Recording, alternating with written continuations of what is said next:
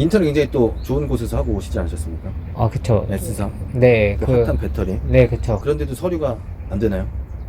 그러게, 안 되더라고요. 갔다 왔을 때는 왠지 자신감이 넘치셨었을 것 같은데. 맞아요. 하반기 성적은 어땠는지. 17개 썼었는데, 15개가 떨어졌어, 서류가.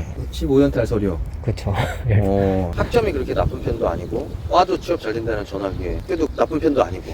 그래서 이게 저도 잘 모르겠어서 자소서에 그래서 뭔가 하자가 있겠구나. 그쵸. 제 짐작은 되는데 음. 확신도 안 되고 어떻게 바꿔야 될지도 모르겠고 하다 보니까 아, 진짜 요새 팩이 있다고 진짜 되는 시대 이제 끝났구나. 라는 생각이 좀 많이 들더라고요. 그러면 지금 해외. 안녕하세요. 안녕하세요. 안녕하세요. 네, 간단하게 자기소개 부탁드립니다. 저는 건국대학교 화학공학과 졸업한 27살 김태현입니다. 취업에 있어서 좀 막막함도 있고 또 정답이란 게 없다 보니까 오답노트도 할 수도 없고 하다는 상황에서 조언도 얻고 또 도움도 얻고자 취임 공감 프로그램에 참여하게 되었습니다. 작년 12월에 저희 수업을 했었죠, 태현님? 네, 그쵸. 작년 네, 12월에 수업을 하고 이걸 또 따로 신청을 해주셨는데 그 사이에 일이 있었는지 좀 궁금합니다. 12월에 그때 했을 때는 그때도 서류가 많이 떨어져가지고 이게 왜 떨어지는지 이유도 모르겠고 그냥 스펙이 정말 내가 너무 정량적으로 부족한가 싶어서 그거를 근데 확인해 줄 수 있는 사람이 없다 보니까 프로그램을 신청해서 옴스님께 여쭤봤던 것 같고요. 근데 그 프로그램 직후에는 인턴을 제가 하러 해외에 갔어가지고 그 해외에서 인턴 생활 7개월 동안 하다 와서 그때의 고민이 뭔가 계속 이어지던 게 아니라 그때 그냥 고민 잠깐 했다가 끊겼어가지고 고민이 진행된 것도 없고 또 그 자소적인 성장이 된 것 같지가 않아서 다시 또 제자리 걸음이더라고요. 다시 와서 취업을 준비하려고 하다 보니까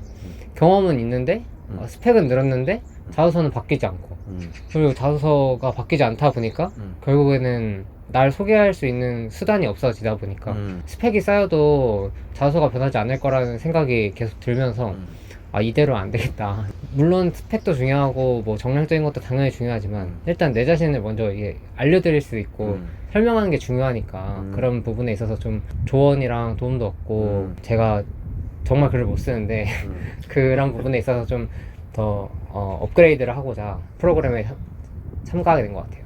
인턴을 언제 갔다 오셨죠? 인턴은 1월부터 7월까지 진행하는 인턴이었고 8월에 귀국을 했었어요. 8월에 귀국하셨고 인턴을 굉장히 또 좋은 곳에서 하고 오시지 않으셨습니까? 아, 그쵸. S사 네, 그 핫한 배터리. 네, 그쵸. 그런데도 서류가 안 되나요?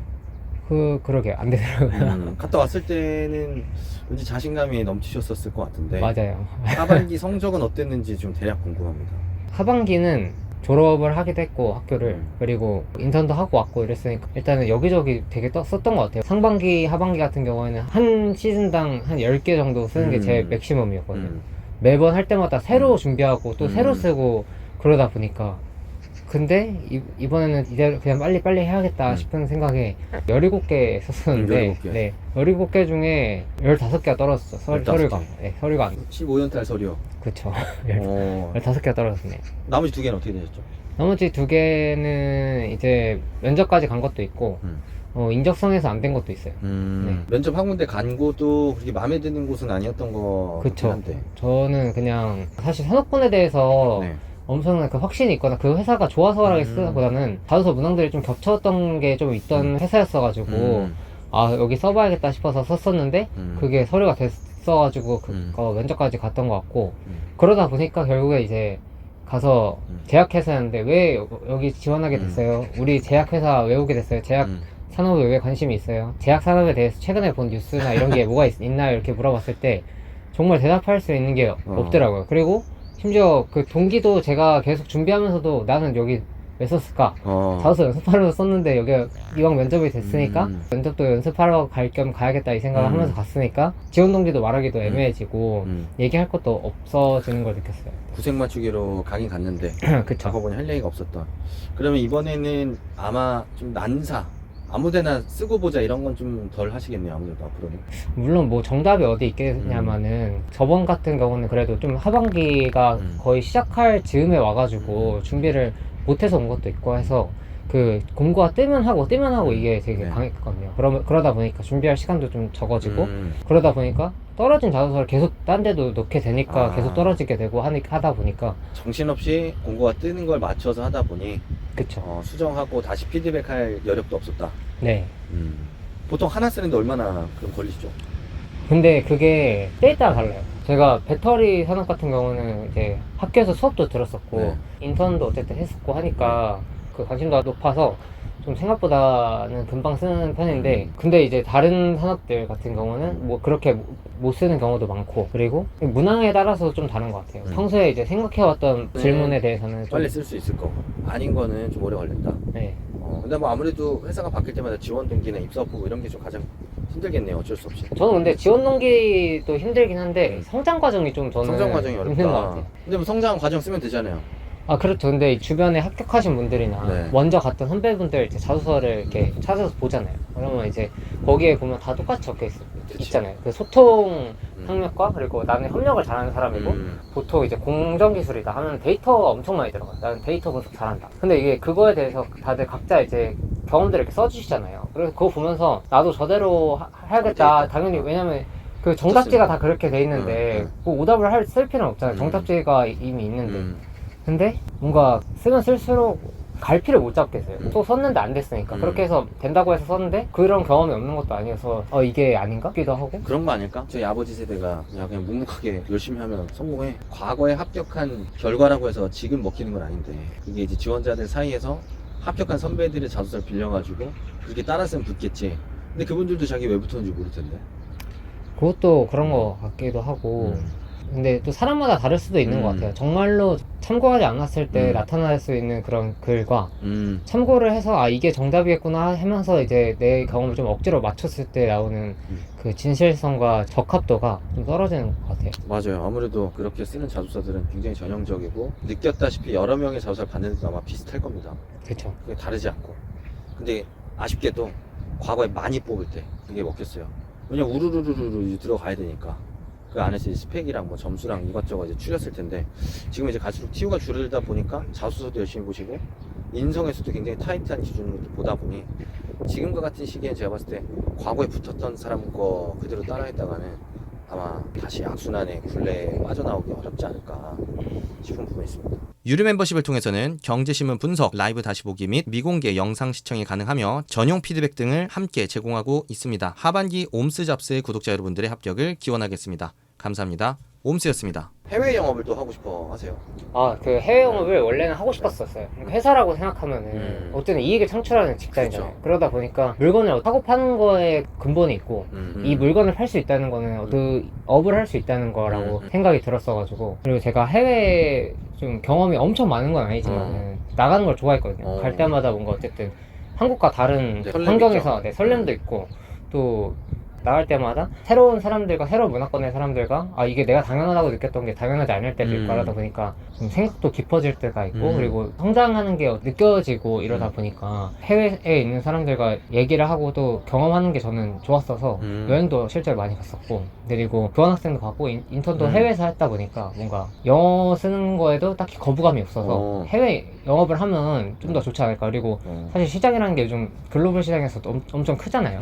그러니까 국내 영업에 한정돼 있으면 결국엔 나중에 뒤처질 수밖에 없다고 생각을 하거든요. 그래서 해외 영업을 하면서 배우고 싶다라는 생각이 커서 해외 영업을 그때는 지원하게 됐어요. 형은 지원했었다 그렇게? 네. 야 근데 공대생분이 영업하고 싶어 하는 게 쉽지가 않은데 단순하게 이제 본사 근무하고 싶다 이런 건 아닌 거네요?